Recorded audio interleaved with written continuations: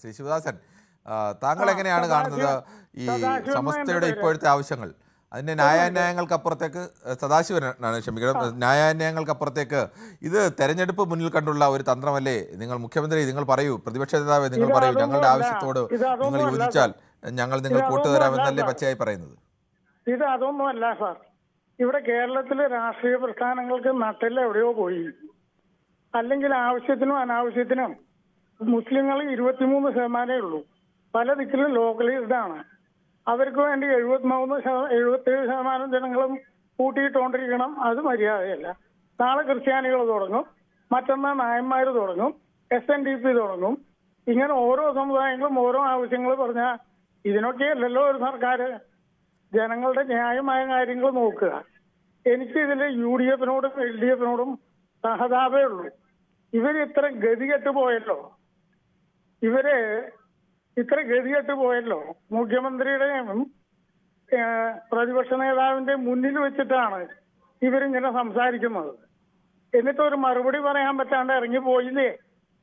അപ്പൊ ഇവർക്കൊക്കെ നട്ടില്ല. ഇവിടെ ഇരട്ടച്ചങ്കുള്ള ആളാണ്, 5 പ്രാവശ്യം ജയിച്ച ആളാണ് എന്നൊക്കെ പറയണ ഈ മാന്യന്മാരുടെയൊക്കെ നട്ടില്ല എവിടെ പോയി? ഈ രാഷ്ട്രീയ പാർട്ടികളുടെ സദാശിവൻ, ഇപ്പോൾ അങ്ങനെ പറഞ്ഞാൽ ഈ രണ്ട് രാഷ്ട്രീയ പാർട്ടികൾ മാത്രമല്ല, മറ്റു നിൽക്കുന്ന ദേശീയ തലത്തിൽ നിൽക്കുന്ന രാഷ്ട്രീയ പാർട്ടികളും ഒക്കെ ഇതുപോലെ മതസംഘടനകളുടെ ആസ്ഥാനത്ത് പോയി അവിടെ കുനിഞ്ഞു നിൽക്കുന്ന ആളുകളായി, അല്ലെങ്കിൽ അവർക്ക് സമസ്ത വിധേയരായി നിൽക്കുന്ന ആളുകളാണ് നമ്മുടെ രാജ്യത്തെ പ്രധാനപ്പെട്ട രാഷ്ട്രീയ പാർട്ടികളുടെ ഒക്കെ നേതാക്കളെ പലപ്പോഴും നമ്മൾ കാണുന്നത്. ഇവരൊക്കെ കൈ കെട്ടി നിൽക്കുകയുള്ളൂ, ചാൻസ് നിൽക്കും, ആരേലും മുണ്ടും കെട്ടി. ഈ രണ്ട് മുന്നണി മാത്രമല്ല ശ്രീ സദാശിവൻ, മൂന്നാമത്തെ മുന്നണിയും മറ്റൊരു മതത്തിന്റെ മുന്നിൽ ഇതുപോലെ തന്നെ നിൽക്കുന്നവരാണ്. ഇന്ത്യയിലെ രാഷ്ട്രീയ നേതൃത്വത്തിലെ പലരും ആ തരത്തിൽ മത നേതാക്കൾക്ക് മുന്നിൽ ഓച്ചാനിച്ച് നിൽക്കുന്നവരായി മാറിയിട്ടുണ്ട്. അതിന് സംശയമൊന്നുമില്ല. നമ്മളെ ഇപ്പൊ ഇവിടത്തെ കാര്യമല്ലേ പറയണേ? ഈ രണ്ട് മുന്നണികളും കേരളത്തിലെ അവസ്ഥ അതാണ്. ഇപ്പൊ കോൺഗ്രസിന്റെ കാര്യം തന്നെ ആലോചിച്ച് നോക്കൂ. ഹിന്ദുക്കൾ അതിൽ നിന്ന് ഒളിച്ചുപോയി. ഹിന്ദുക്കൾ ഇല്ല. എനിക്കറിയാമില്ല ശ്രീ സദാശിവൻ. അല്ല, അതിൽ ഹിന്ദുക്കൾ ഇല്ല. ശ്രീ സദാശിവൻ, കേരളത്തിലെ കോൺഗ്രസിനെ നയിക്കുന്നത് മഹാഭൂരിപക്ഷവും ഹിന്ദു സമുദായത്തിൽ ജനിച്ച ആളുകളല്ലേ? അതുകൊണ്ട് കേരളത്തിൽ നിന്ന് കോൺഗ്രസിൽ നിന്ന് ഹിന്ദുക്കളെ ഒലിച്ചു പോയെന്നോ അല്ലെങ്കിൽ കുറച്ച് പഴയ നേതാക്കളല്ലാണ്ട് പുതിയ ബാച്ച് ഒന്നും കാണിച്ചു. പുതിയ ബാച്ച് ഏത് നേതാക്കളെ, ഏത് പ്രായത്തിലെ നേതാക്കളെയും താങ്കൾ എണ്ണി നോക്കൂ.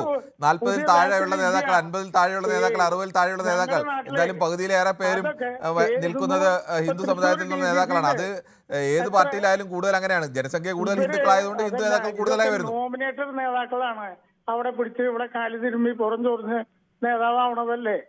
പുതിയ ബാച്ചിൽ ഇല്ല സാർ. അല്ല, താങ്കളെ ഒരു 10 പേരുടെ പേര് പുതിയ ബാച്ചിൽ ഇല്ല എന്ന് പറഞ്ഞാൽ ശ്രീ സദാശിവൻ, അല്ല ശ്രീ സദാശിവൻ, താങ്കൾ ചുമ്മാ ഒരു ഓടെ ഒരു കാര്യം പറയാതെ ഒന്ന് കേൾക്കൂ. ശ്രീ സദാശിവൻ ഒന്ന് കേൾക്കൂ.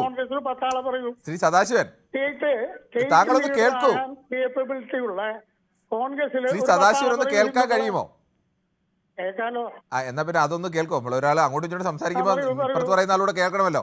താങ്കൾ താങ്കൾ കോൺഗ്രസ് അതിൽ ഉദാഹരണം പറഞ്ഞത്, കോൺഗ്രസിൽ ഒരു 50 വയസ്സിന് താഴെ നിൽക്കുന്ന നേതാക്കൾ, ഒരു 10 നേതാക്കളുടെ പേര് താങ്കൾ, പ്രധാനപ്പെട്ട നേതാക്കളുടെ പേര് പറഞ്ഞു നോക്കൂ. ആ പേര് പറഞ്ഞു നോക്കിയാൽ അതിൽ പകുതിയിൽ കൂടുതൽ ആളുകളും ഹിന്ദു വിഭാഗത്തിൽപ്പെടുന്ന നേതാക്കൾ തന്നെയാണ്. അല്ല, ഞാനത് ആലോചിച്ചിരിക്കാറുണ്ട്. ഇവരൊക്കെ അത് ആലോചിക്കാതെ താങ്കൾ പറയരുത്. അങ്ങനെ ഒരു ആരോപണം ഉന്നയിക്കുമ്പോൾ ഹിന്ദുക്കൾ ആരുമില്ലാത്ത പാർട്ടിയാണ് കോൺഗ്രസ് എന്നൊക്കെ പറഞ്ഞാൽ അത് അംഗീകരിക്കാൻ കഴിയുന്ന കാര്യമല്ല. മുഖ്യമന്ത്രി അവൻ കേപ്പബിലിറ്റി ഉള്ള എത്ര നേതാവ് കോൺഗ്രസിലുണ്ട്? എല്ലാരും ശരി, ഓക്കെ. എന്നാലും നമ്മുടെ വിഷയം അതല്ല സദാശിവൻ. സദാശിവൻ ഈ പോസിറ്റീവായ കാര്യങ്ങൾ പറയുമ്പോൾ തന്നെ അദ്ദേഹത്തിന്റെ ഉള്ളിൽ ഒരു രാഷ്ട്രീയ വിരോധങ്ങൾ അതിനെ ഉള്ളിൽ ചേർക്കുന്നു എന്നുള്ളതാണ് അതിൽ വിഷയം. ശരി, ഓക്കെ. ശ്രീ ഉമേഷാണ്, കോഴിക്കോട് നിന്നാണ്. ശ്രീ ഉമേഷ്, താങ്കൾ എങ്ങനെയാണ് കാണുന്നത് ഈ സമസ്ത ഇപ്പോൾ ഇങ്ങനെ ഒരു ആവശ്യം ഉന്നയിച്ചിരിക്കുന്നത്? ഇത് രാഷ്ട്രീയമായ ഒരു വിലപേശൽ തന്ത്രം. ഈ സമയത്ത് രണ്ട് മുന്നണികളോടും വിലപേശാൻ കഴിയുന്ന ഒരു സമയമാണ്. ഇതൊക്കെ കണ്ട് ചിരിക്കുന്ന മറ്റ് ഒരു വിഭാഗം കൂടിയുണ്ട്. എന്തായാലും താങ്കൾക്ക് എന്ത് തോന്നുന്നു? അല്ല, ഇത് നമസ്കാരം കേട്ടോ സാറേ. ഇതെന്ന് പറഞ്ഞാല് താങ്കൾ പറഞ്ഞ പോലെ തെരഞ്ഞെടുപ്പ് മുന്നിൽ കണ്ടുകൊണ്ട് തന്നെയാണ് തെരഞ്ഞെടുപ്പിന്, അതായത് അടുത്ത് നിൽക്കുന്ന ഒരു സമയം, ഇവരുടെ ഒരു സമ്മേളനം നടക്കുന്ന സമയത്ത് ഇത്തരം ആവശ്യങ്ങൾ ഉന്നയിക്കും. കൂടുതൽ വാർത്തകൾക്ക് News 18 Keralam YouTube channel subscribe ചെയ്യുക.